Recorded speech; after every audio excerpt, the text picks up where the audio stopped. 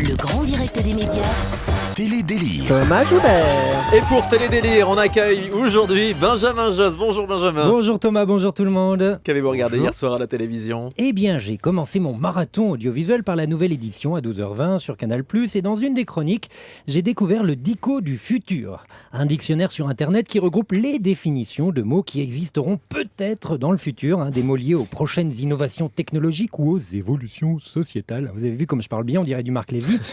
Mais alors, le plus simple pour expliquer ce Dico du futur serait de donner quelques exemples. On y va Thomas ? Oui, alors on va se connecter donc sur le Dico du futur. Alors je vois zombiquité. Alors, la zombiquité, c'est être présent physiquement mais absent mentalement parce que connecté à d'autres personnes via téléphone ou ordinateur, on est là mais on n'est pas là, un peu comme Evangélie, où qu'elle soit, son cerveau est ailleurs et même elle ne sait pas où il est.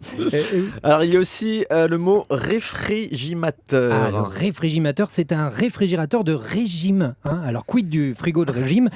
J'imagine que c'est un frigo vide. Oui, ça c'est pratique. Alors technorgasme. Je l'aime bien celui-là. Un technorgasme, c'est tout simplement un orgasme provoqué par un procédé technologique. Après, on peut imaginer ce que pourrait être un Jean-Pierre Pernorgasme ou un Dami d'orgasme, mais ça, j'y crois moins. Et le dernier, c'est moi qui l'ai inventé. Oui, anonymatrice. Ça, une anonymatrice, c'est une animatrice de la TNT. Une animatrice donc, dont on ne se souvient jamais du nom. C'est comme celle qui anime Tous Différents sur NT1 qui s'appelle... moi je sais pas. Voilà, c'est une anonymatrice. Voilà, Émilie quelque chose. Merci Romain Andron. Allez, on enchaîne avec Zita dans la peau d'une femme obèse hier soir sur M6. Oui, alors ça c'était sur M6 hier à 20h50. Les documentaires en immersion, c'est la grande mode en ce moment. France 4 proposait hier aussi dans la peau d'un handicapé. En ce moment, Thomas Joubert est en train de vivre dans la peau de Jean-Marc Morandini. Et moi hier, je me suis mis dans la peau d'un voyeur. Bon, déjà parce que dans mon programme télé, j'ai lu Zaya et pas Zita. J'ai donc été un peu déçu. Marqué, il n'y a rien d'exceptionnel à se retrouver dans la peau de Zaya. Plusieurs footballeurs l'ont déjà fait. Non, et après, on va pas se voiler la face. Je voulais voir comment tous les autres téléspectateurs du morbide, de l'empiffrage. Je m'imaginais déjà voir la prise de poing impressionnante de la journaliste.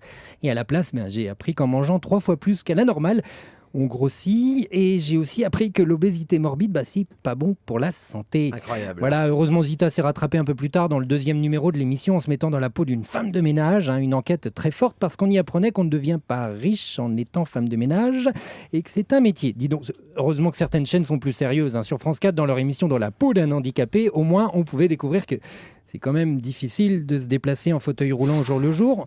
Ouais, tout ça n'est pas vraiment percutant. Je crois qu'on peut le dire, la France n'est pas encore vraiment prête aux enquêtes en immersion. Heureusement, il existe encore de bons vieux documentaires plus sérieux. Tiens, par exemple, sur Direct 8, hier à 22h30, il y avait extraterrestre, science-fiction ou réalité. Eh bien, on a appris que c'est encore de la science-fiction. Allez, moi je vais me mettre dans la peau d'un chroniqueur qui vient de terminer. Je vous dis à la semaine prochaine. À la semaine prochaine, Benjamin Josse pour Télédélire. Merci beaucoup.